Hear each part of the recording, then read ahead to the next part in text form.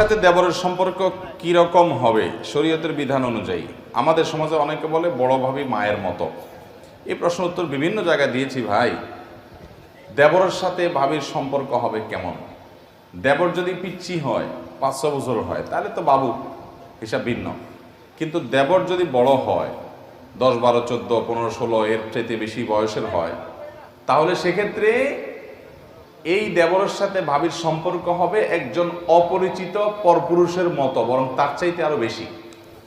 কারণ নবী করিম সাল্লাল্লাহু আলাইহি সাল্লামকে জিজ্ঞাসা করা হয়েছিল যে দেবরের সাথে কিভাবে একজন ভাবির আপনার চলাফেরা হবে।